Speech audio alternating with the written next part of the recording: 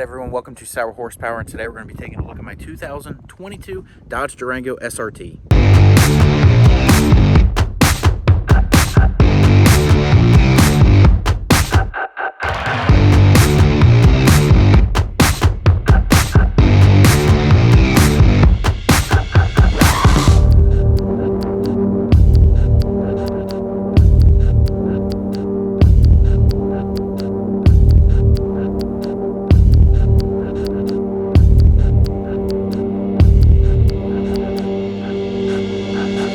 So as you can see here, we did the Durango in the Destroyer Gray paint.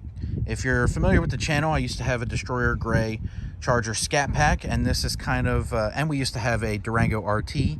So we've kind of blended those vehicles in. We got the Durango, but with the Scat Pack color that we used to have, and the 392 as well. So we also have the blackout package on this one. Gives you the SRT up here in black, the wheels in black, your 392 badge in black, black mirrors. And then if you come around to the back, you'll also see the badges back here, the Durango 4-wheel drive in black, as well as the SRT badge back there. And you also get black tailpipes to match everything else. Now moving along to the front of the vehicle, as you can see, we get the performance hood, kind of standard on all the SRT products these days, as well as the RT comes standard with the performance hood.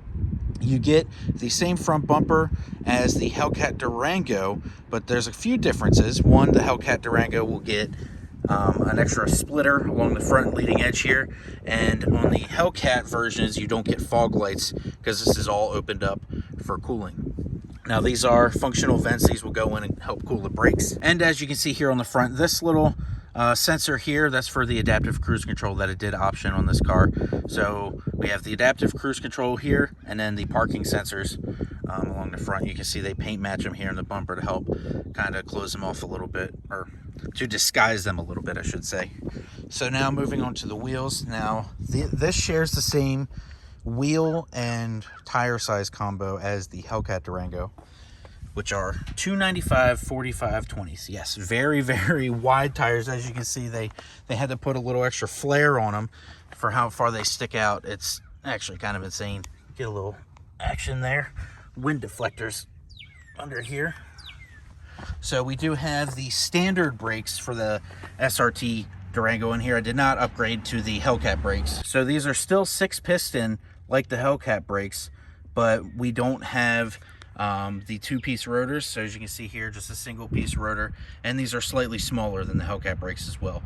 In the little bit of driving that I have done so far, these brakes have been completely adequate. Obviously we're still braking the vehicle in, so not pushing them too hard, but so far they seem to be adequate for the purpose, mainly for daily driving is what I've done so far, but completely adequate brakes for the purpose of this vehicle. Moving along to the back, you can see we have an upgraded rear spoiler here. Same one, again, that's on the Hellcat Durango. Got this little extra flare going up there. A lot more aggressive than this traditional or standard Durango spoilers. The back is relatively the same, except for the exhaust, which we already talked about. And then the extra SRT badge. Oh, you also, I didn't mention this, you get the Dodge blacked out as well instead of the chrome. Alrighty, so we're gonna jump into the interior, but before we do that, here on Sour Horsepower, we like to take a look at the window stickers so we can see all the options that we have on this vehicle. So as we discussed, the Destroyer Gray with the black interior, 6.4 liter Hemi, making 485 horsepower and 475 pound-feet of torque. At least that's what I believe it is. I'll correct myself on the screen. So the perks with getting the SRT and some of the higher trim levels is a lot of this equipment comes standard that you would want. So I'll just highlight a couple features. So you get, for one, you get the Apple CarPlay, the 10.1-inch screen there is standard. So the cool thing about the Apple CarPlay here is it's actually wireless Apple CarPlay through Bluetooth. It's worked perfectly for me so far in the, well, one day that I've had the vehicle. And you also get standard wireless charger. Now, I'm using my phone to film right now, but one thing I'm running into, I have an iPhone 12 Pro Max. The iPhone barely fits in here, so it doesn't, with these ridges they have, it barely fits in with the OtterBox case that I have. So it doesn't always connect properly. Now, I've gotten it to work, I'd say probably 75-80% of the time, and you can tell there's a little light here that will come on It'll flash blue or stay blue when it's charging, but doesn't always work when you have a bigger phone, especially if you have a case on a bigger phone. So the SRT Durango also comes standard with heated and cooled front seats, as well as heated second row seats. So that's another good thing for getting the higher trim model here, like the SRT.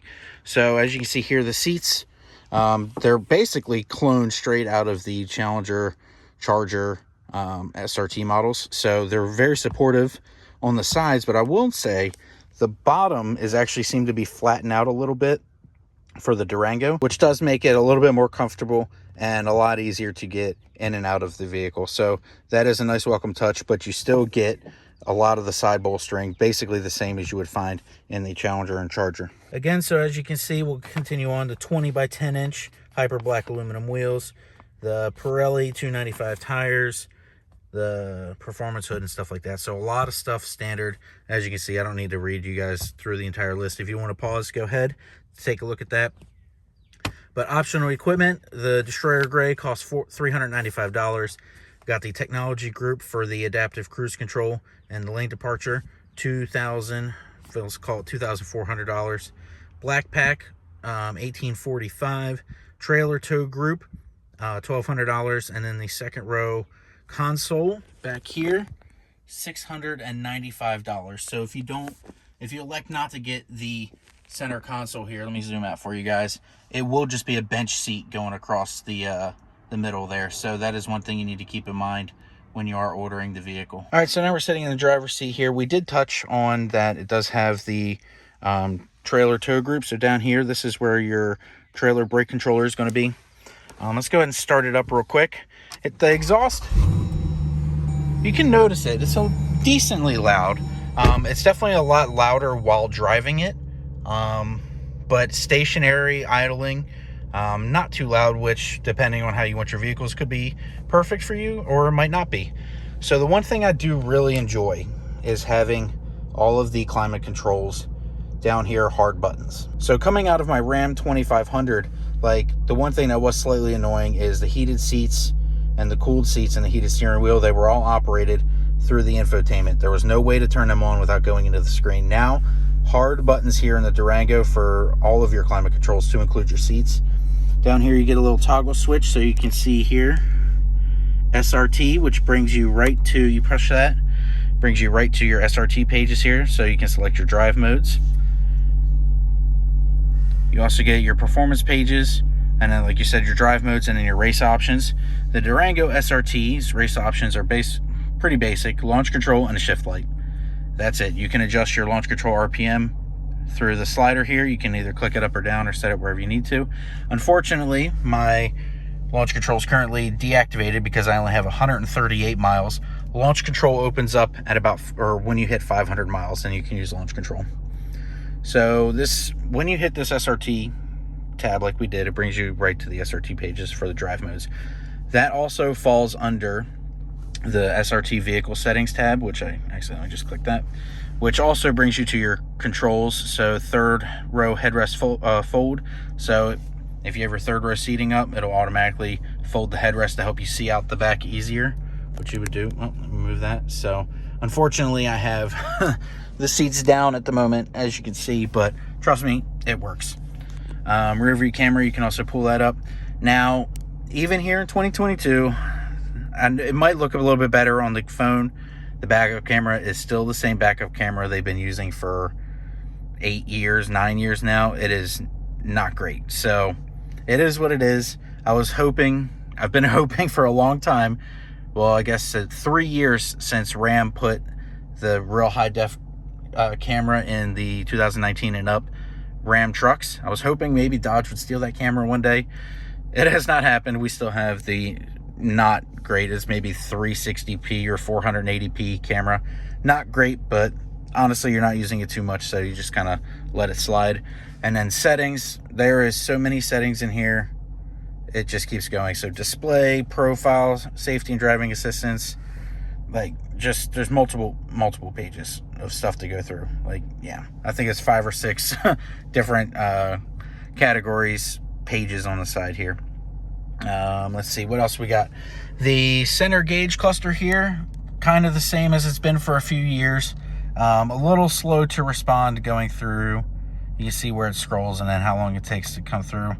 Not the greatest. You would have hoped that they would have upgraded it with maybe something out of the Jeep Wagoneers or something like that with the newer screen technology. Fancy that we stuck on this page here. Let me go ahead and zoom in so you guys can see that. Average MPG so far. Not great. I'm not going to say that I've been babying this, but 13.5 miles per gallon is not great. Now, when you buy an SRT Durango, you should know that going in, you're getting a 6.4 liter V8 and a vehicle that weighs over 5,000 pounds. It's not going to be fuel efficient. My very first, so I picked this up, when did I pick this up? Thursday night. I drove it to work Friday.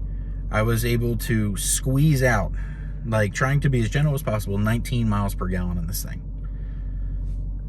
Not that great.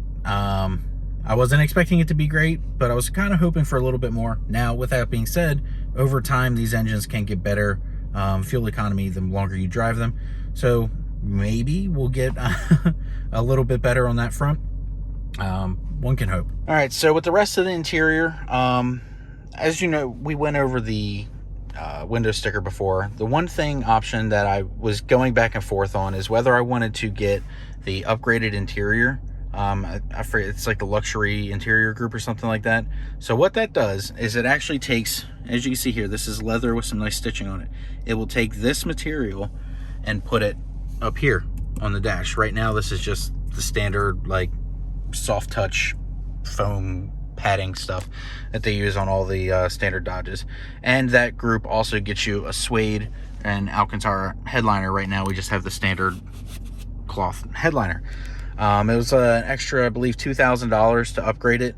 But the thing that like really confuses me is if you're not going to make this upgraded interior standard, don't put it in here at all. Like, because now it just looks weird, because now I have a nice leather trimmed portion in here, but then just padded. So what they should have done is either make them both padded or give me the leather trim stitched dash standard, because now having these two pieces doesn't look the greatest. It looks like it's confused. I did forget one thing. The upgraded interior pack also gives you like a forged carbon piece here, and then it makes this entire piece here on the inside. I think it's just that side. Yeah, so in here, and then the doors also get the forged carbon pieces. But overall, the interior is very, very nice, very comfortable, except the dash, which we just ranted on about a little bit. Everything feels solidly built, like I'm shaking it, like it's not even budging. Nothing really budges, like it doesn't really creak or anything. Everything feels really well built. Now let's go ahead and take a look at the back real quick. So I currently have the seat in my driving position. I'm not super tall, I'm 5'8". But we'll go ahead. Haven't adjusted the back seat at all, but plenty of leg room back here for me. The seats are a little bit firm back here, a little bit firmer than the fronts. Maybe they just need to be broken in a little bit. But center console back here, you got a USB and a 12-volt plug, cup holders. If the standard Durango, if you don't get this center console, the cup holders are actually like down in the floor.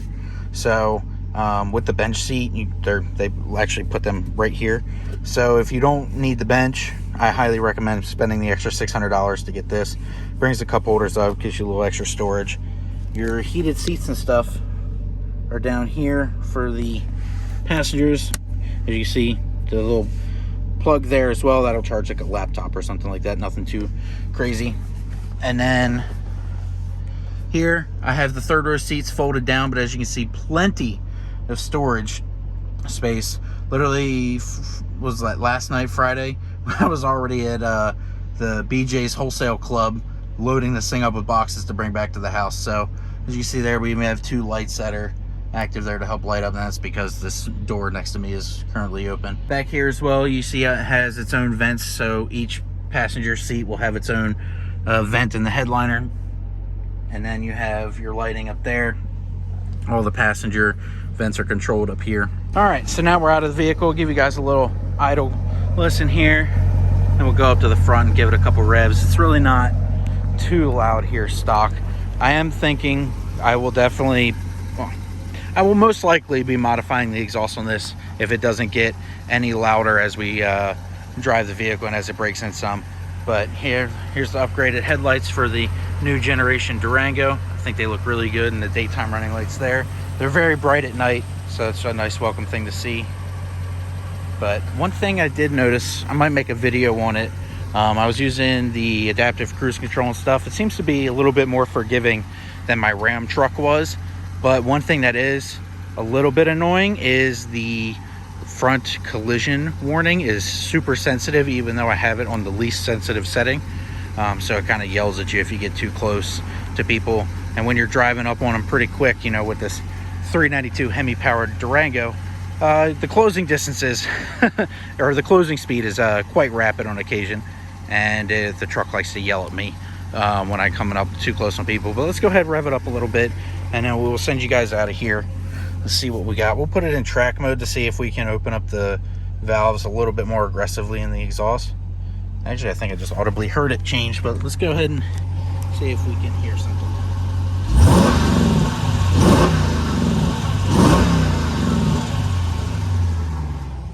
Sounds good, not great. It's something we can definitely work on. But yeah, overall, I'm super happy with the vehicle at the moment. Once we get it fully broken in, I will do a full sour horsepower special exhaust video. But if you guys enjoyed this quick walk around, give me a like, comment below your thoughts on the 2022 Durango SRT. Plenty of racing to come up. We're going to be drag racing it this year. So if you want to see a lot of this drag racing, go ahead and make sure you subscribe, notification bell. That's going to be coming up probably in end of this month, maybe April. We'll get out for a testing soon. And then later this week, we're actually taking it to get paint corrected, PPF'd. The front half is going to be PPF'd, and then we're going to get a ceramic coated as well. So there'll be a video coming on that. So again, if you guys enjoyed it, like, comment, subscribe, and I'll see you in the next one. Take care. Have a great day.